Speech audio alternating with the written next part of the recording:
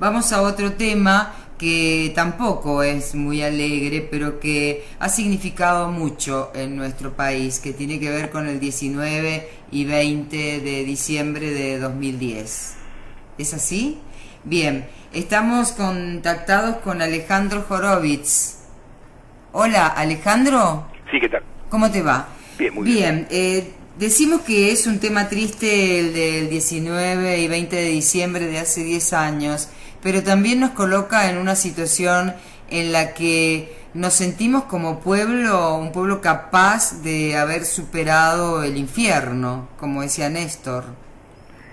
Sí, sin embargo conviene ser menos amable con uno mismo y entender que soportamos perfectamente un estado donde entre el 2001, donde se produce el estallido, y la situación previa, que es una situación de no 5 minutos exactamente, funciona una sociedad que tiene 15 millones de excluidos sin ninguna clase de estallido. Sí, es cierto. Una recesión terrible y bueno, unas cifras escalofriantes de desempleo. Yo me acuerdo toda esa época previa al 2001, Ajá. Las colas enormes.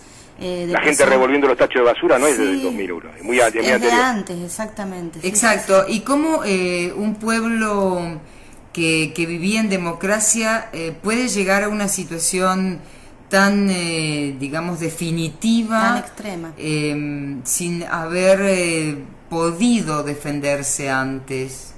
Bueno, eso de que vivía en democracia tiene que ver con una idea muy formal de la democracia, Claro. muy vacía. Pues si democracia consiste en votar cada 2 años, bien, vivían en democracia. Claro. Si democracia es cambiar de programa político, del programa elegido en 1975, no vivíamos un pito en democracia. Y habría que entonces pensar que no entendíamos un pito. Entendíamos bastante poco y sobre todo entendíamos poco porque no nos proponíamos entender mucho más. El punto central era que la sociedad argentina acepta como democrático un gobierno donde no haya militares. Y eso no es exactamente un gobierno militar, democrático, es un gobierno civil. La Argentina tuvo entre 1983 y el 2001 gobiernos civiles, no gobiernos democráticos. Bueno, es una gran diferencia. No pequeña, ¿sí? No, para nada. Claro, pero los argentinos y las argentinas pensábamos que estábamos construyendo la democracia.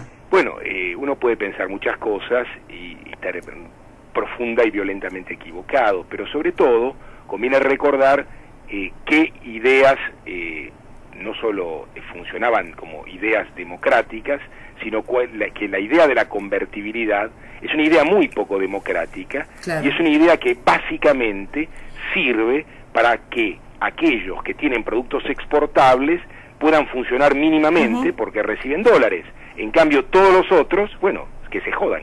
Sí. Eso estaba tan naturalizado que no producía mayores conflictos.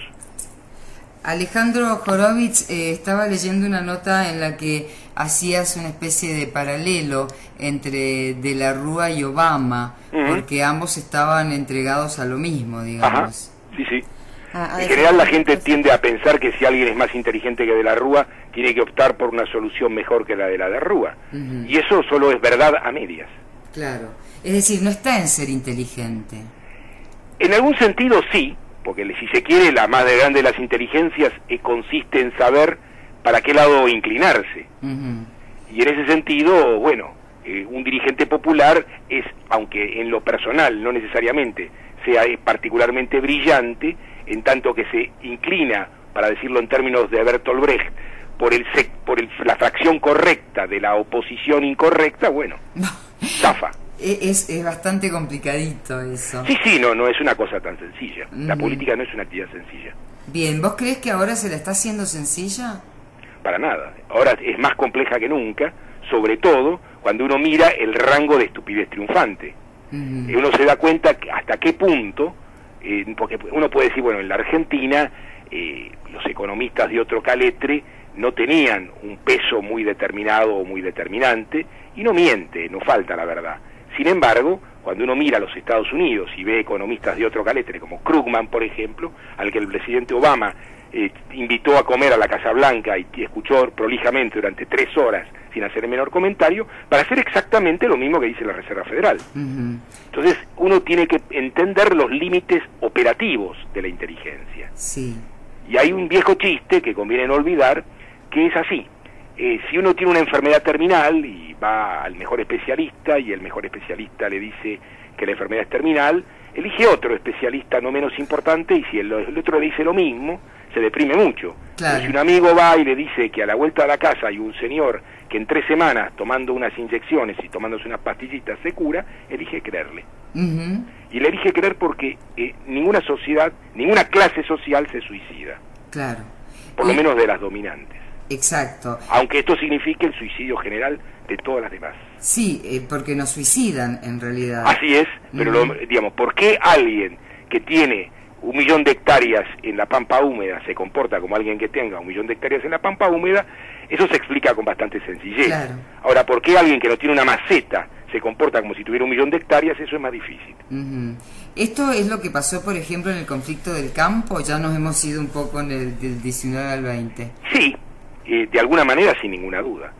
Cuando uno mira el segmento que el campo arrastra, uno ve que arrastra a sectores de la sociedad cuyos intereses son perfectamente opuestos a los otros, y sin embargo los arrastra. ¿Y qué responsabilidad tiene en todo esto los medios de comunicación concentrados, tanto en la Argentina como en el mundo? Porque digo, que tal vez hubiera poca capacidad de reacción, si bien hubo una resistencia al neoliberalismo de los movimientos sociales importantísima, por lo menos acá en la Argentina. Y en el mundo. Y en el mundo, pero bueno, acá en la Argentina los movimientos sociales resistieron durante los 10 años y era muy difícil visibilizar esta resistencia porque, bueno, los medios de comunicación, por supuesto, no tomaban, digamos, las luchas populares. El poder de los medios de comunicación está estrechamente ligado a la capacidad de ejercer la crítica por parte de la gente. Si el relato del medio de comunicación choca brutalmente con la experiencia personal, en general uno toma su propia experiencia como fuente de conocimiento. Pero la derrota es precisamente eso, es el momento en que el propio conocimiento deja de ser fuente de corrección, como fuerte, la propia experiencia deja de ser fuerte de conocimiento. Y eso es lo que pasó en la sociedad argentina durante un rato muy largo. Y este rato largo que va del 2001 al 2010, como historiador, ¿lo ves como un aprendizaje del pueblo argentino? Es muy difícil saber eso de antemano. El aprendizaje existe en tanto y en cuanto la sociedad es capaz de generar nuevas formas de articulación política. Sí. Sin embargo, la sociedad argentina tiene muy bajos niveles de articulación política y basta ver que carece de partidos orgánicos. Digamos, uno sabe quién es Cristina Kirchner y qué lugar ocupa en el juego, pero cuando uno tiene que pasar a imaginarse no a Cristina Kirchner, sino qué va a pasar cuando Cristina Kirchner no esté hoy, y bueno, uno se encomienda a los santos evangelios. Y conviene decir que yo no soy creyente, ¿sí? No, me imagino. Pero de todos modos, el tema pasa porque hay organizaciones sociales que han sabido salir de esta situación. En esto estamos, creo que no estamos de acuerdo, pero bueno, yo no soy la historiadora, simplemente pregunto. Me parece que ha habido una reacción, por lo menos de parte de los argentinos y de las argentinas, para salir de esto, porque no solamente creo que con gobernantes se sale, ¿no? Sí. Sin ninguna duda hubo reacción. El problema es la calidad y la entidad de la reacción. Que se vayan todos es una fórmula que expresa en sí misma la propia limitación de su comprensión. Porque no son todos. ¿Por qué son todos? Hay un elemento que vale la pena entender y que en esta versión crítica que es sumamente atendible. Sí. Es la comprensión empírica de que el sistema político ha sido cooptado por las clases dominantes y que se vote lo que se vote, da lo mismo. Pues bien, eso es cierto. Ahora bien, esa certeza, esa comprensión por sí sola es insuficiente, porque no construye una opción de gobierno diferente a la que existía 10 minutos antes. Que le aparezca un señor como Néstor Kirchner, que no estaba en el libreto de nadie, bueno, sucede. pero no deja de ser eso, bueno sucede. Claro, bueno, sucede, pero se estaba construyendo. Claro, pero no fue libreto. una simple, digamos, aparición, que tuvimos suerte de que vino un hombre como Porque Néstor Kirchner que tenía convicciones. Kirchner nos permitía saber, cuando estaba de gobernador en el sur, que iba a ser Néstor Kirchner. No, pero digo... Entonces, bueno, sucede. Digo, la mayor parte de la sociedad votó simplemente. Conviene recordar que Carlos Saúl Menem ganó la primera vuelta, después de gobernar la sociedad argentina el tiempo que la gobernó con el resultado que hubo. Entonces, si esto nos muestra que alguien aprende, bueno, en fin, es un aprendizaje muy lento, muy costoso y muy incierto. Bien, vos, ¿cómo viviste el 19 y el 20? ¿Lo viviste como una reacción o lo viviste como que lo estabas esperando? Yo tenía la sensación de que para mí la peor década de mi vida ha sido la década del 90. Sí. Ni siquiera en las condiciones del 75, 76, 77, que para mí fueron particularmente muy difíciles, claro. no eran en lo existencial peores que la del 90. La del 90 fue para mí una pesadilla, sencillamente. Sí. O sea, lo veías venir, no, la veías lo que yo no podía entender era cómo se hacía para soportar todo esto tanto tiempo. Esto era, si se quiere, mi pregunta. Claro, porque habían logrado sumirnos como sociedad en la desesperanza, digamos, justamente no se veían alternativas políticas, y esto del que se vayan todo que vos decías recién, que era, viste, no importa lo que votemos, total igual, acá no interesa lo que le pasa al pueblo, pero... De todas maneras, más allá de que lo que vos decís no deja de ser cierto también, conviene ver una segunda cosa. La sociedad argentina, cuando vota de la Rúa, vota masivamente la continuación del proceso de la convertibilidad. ¿Pero lo sabía?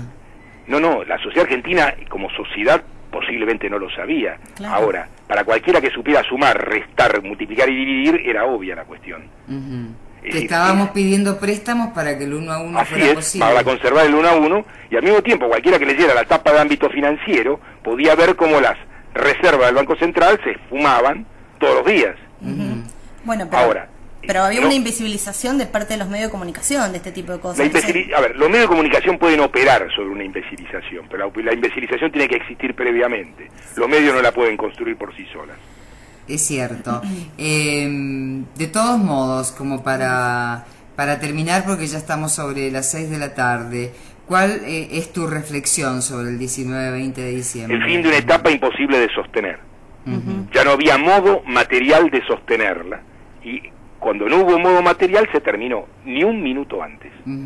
¿Es para celebrarlo en el 2011? En mis términos personales, sin duda.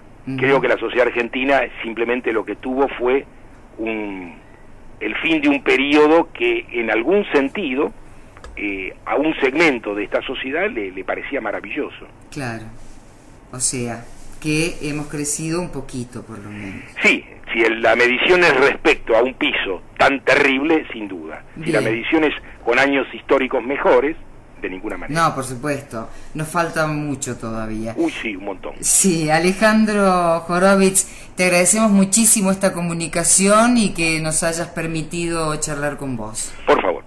Un abrazo. Otro. Alejandro Horowitz es historiador, está formado con Abelardo Ramos, otro historiador que a lo mejor no ha sido tan respetado, que fue muy importante por lo menos para mi formación en lo que se denomina la patria grande.